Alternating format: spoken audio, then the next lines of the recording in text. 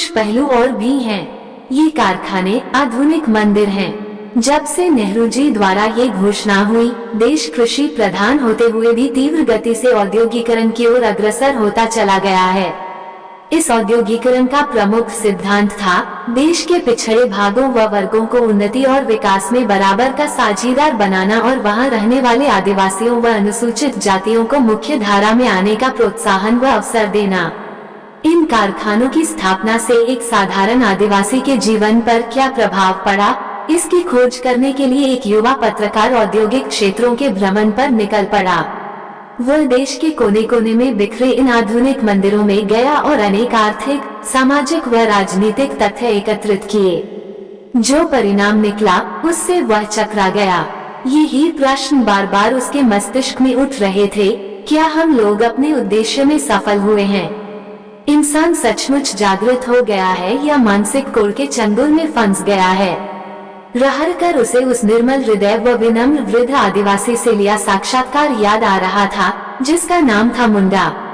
उसका पुत्र उस समय कारखाने में प्रोन्नति पाकर उपप्रबंधक के पद पर पहुंच गया था। लगातार संघर्ष करने से उसके व्यवहार में एक कड़वाहट थी।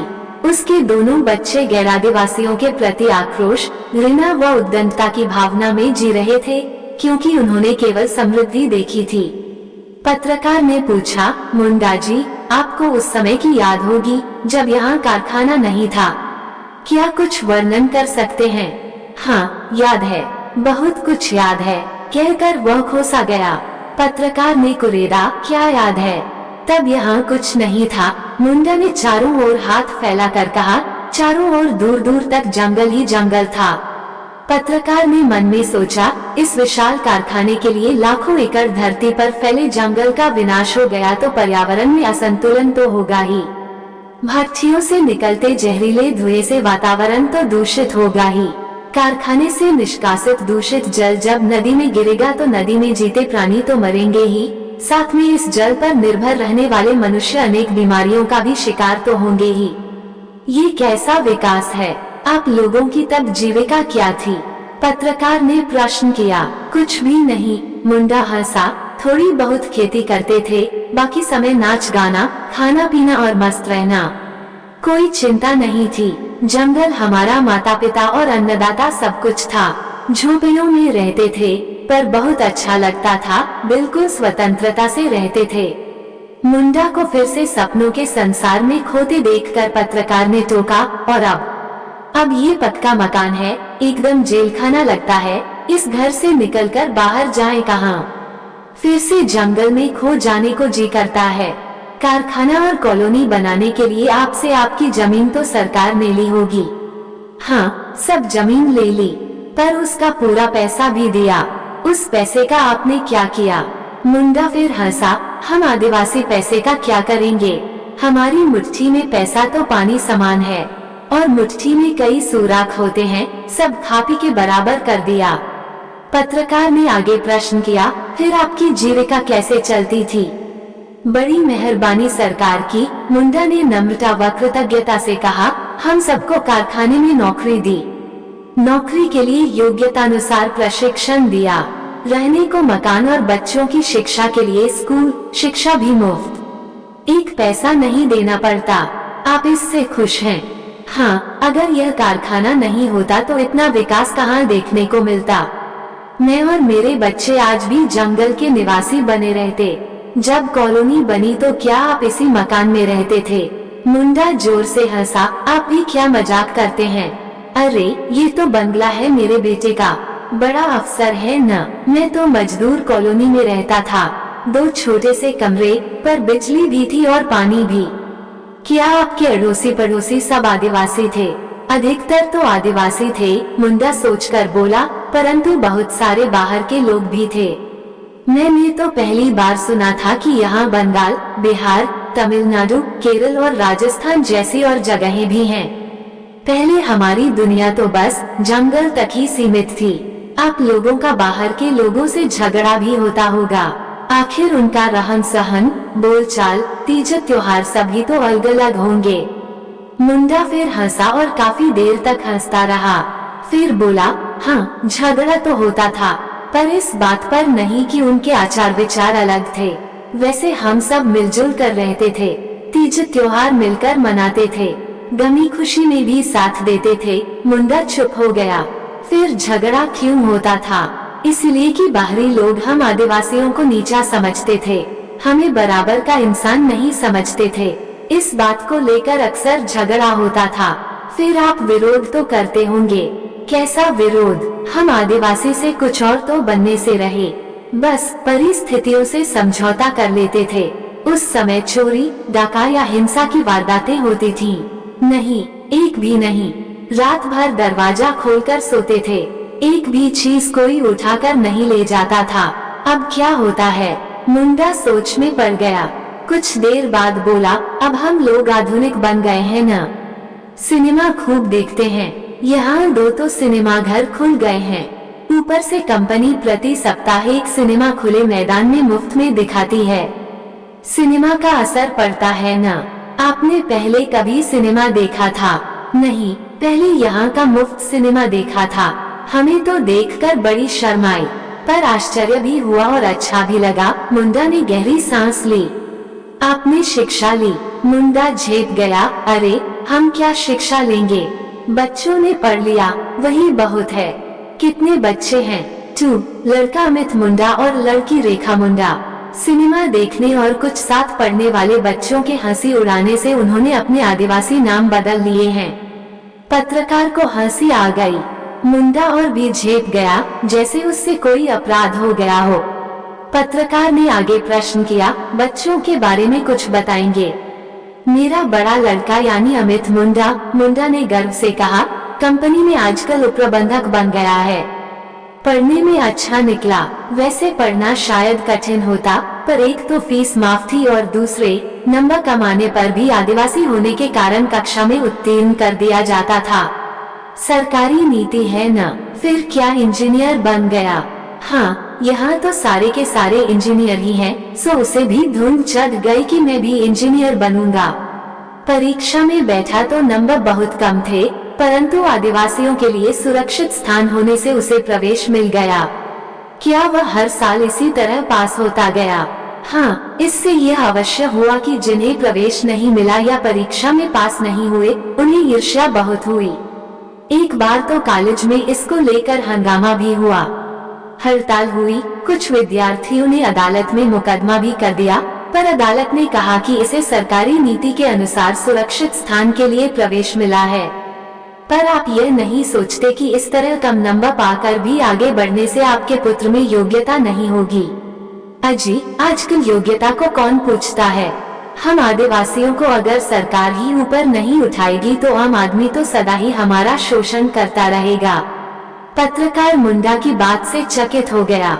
वो इतना तो जागृत हो गया था कि अपनी बातों में जो विरोधाभास था उसे बिल्कुल महसूस नहीं कर रहा था।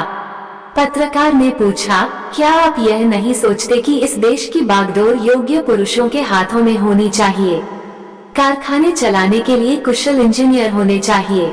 मुंडा ने उलझन महसूस की, रुक कर बोला, आपकी बात ठीक है, पर योग्यता व कुशलता की कसौटी पर आदिवासी सदा खरा नहीं उतरेगा।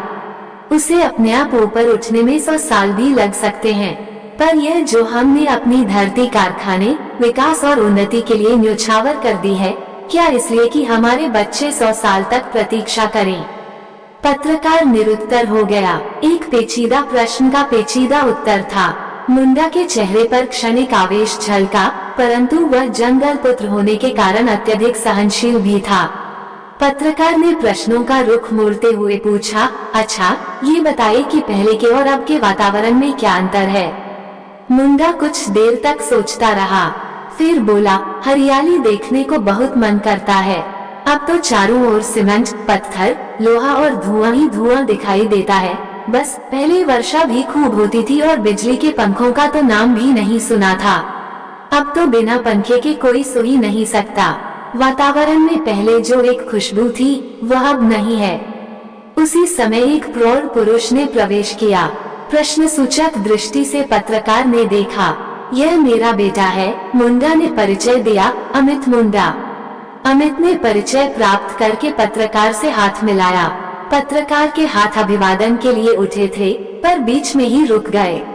अमित ने इधर उधर की बातें करके कहा, आज मैं बहुत खुश हूँ। मैं व्यवस्था से एक लड़ाई जीत गया हूँ। पत्रकार ने आश्चर्य से पूछा, कैसी लड़ाई? कुछ महीने पहले प्रोन्नति की एक सूची निकली थी। मुझे अयोग्य बताकर प्रोन्नति नहीं दी। महानिदेशक तक गया, परंतु एक ही जवाब मिला कि अफसरों की प्रोन्नति उनकी योग्यता के आधार पर होती है। मैंने केंद्रीय गृह मंत्री को लिखा, वहां से आदेश आ गए हैं कि आदिवासियों के लिए स्थान सुरक्षित हैं। चूंकि और कोई आदिवासी उम्मीदवार नहीं था, इस कारण मुझे प्रोन्नति मिलनी चाहिए। पत्रकार ने पूछा, क्या इस तरह का संघर्ष आपको हर बार करना पड़ता है? यही मेरी विडंबना है। आदिवासी होना मानो एक बड़ा अभिशाप है। सबको ईर्ष्या और जलन होती है। जहाँ तक हो सकता है मेरे रास्ते में रुकावटें डालते हैं। आपका कोई और भी कटु अनुभव है? एक नहीं, कई। समाज में हमें कोई बराबरी का दर्जा नहीं देता। हमें इतना हीन समझते हैं कि साथ में उठने बैठने और खाने पीने से कतराते हैं। बड़ा अपमान महसूस होता है। अगर यह कारखाना नहीं होता तो आप शायद अभी भी जंगल का जीवन बिता रहे होते। आप कौन सा जीवन पसंद करेंगे, आज का या पहले वाला? अमित सोच में पड़ गया।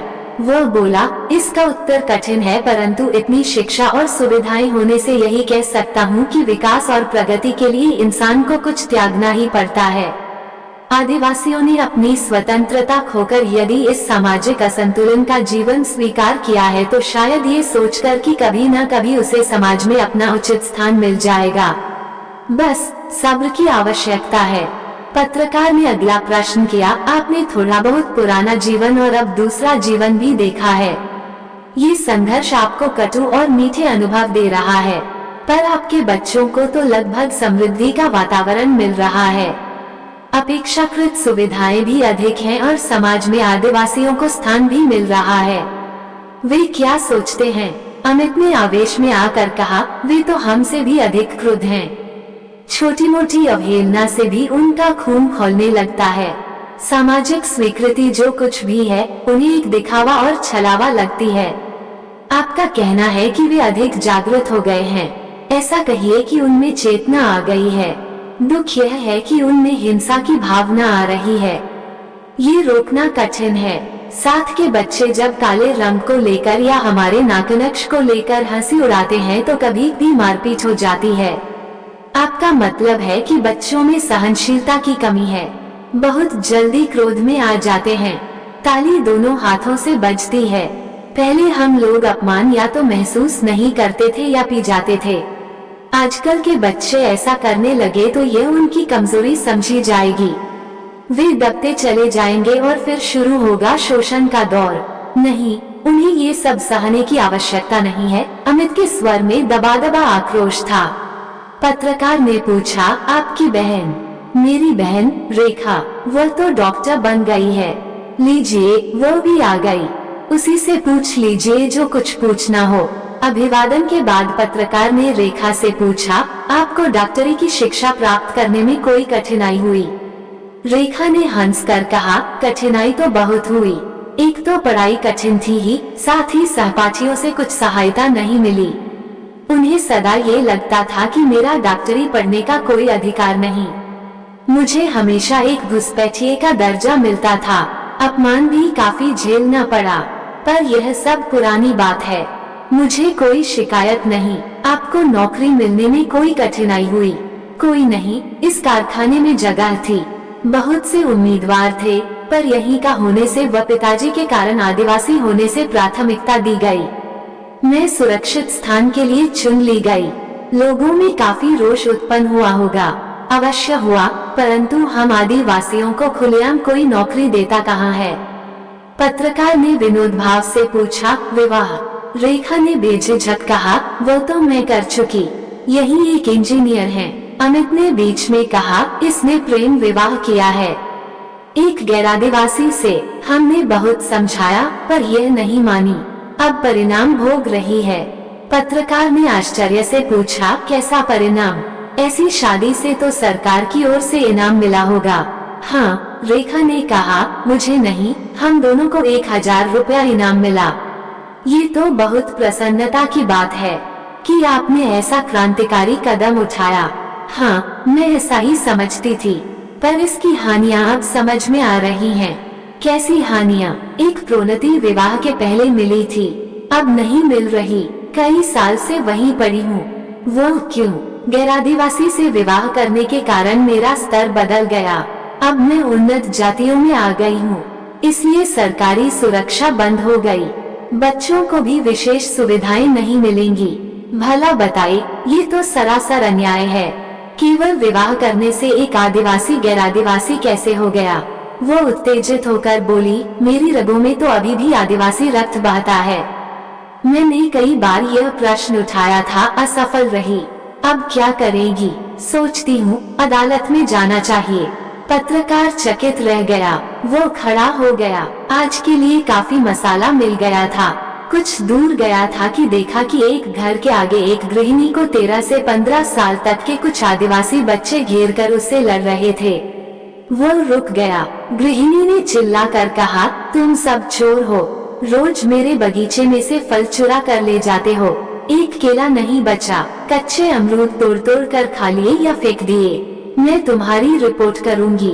एक बड़े लड़के ने उद्दंडता से कहा, हाँ हाँ, कर देना रिपोर्ट। क्या कर लेगी पुलिस हमारा? ये हमारी जमीन है, ये कारखाना हमारा है, ये पेड़ और फल तू अपने साथ लेकर नहीं आई थी, इन पर हमारा हक है। तू तो विदेशी है, आज है कल चली जाएगी, पर हम लोग तो हमेशा यहीं रहेंगे।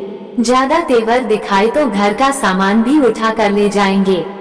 गृहिणी क्रोध और भय से कांप रही थी। पत्रकार ने गहरी सांस ली और आगे चल दिया।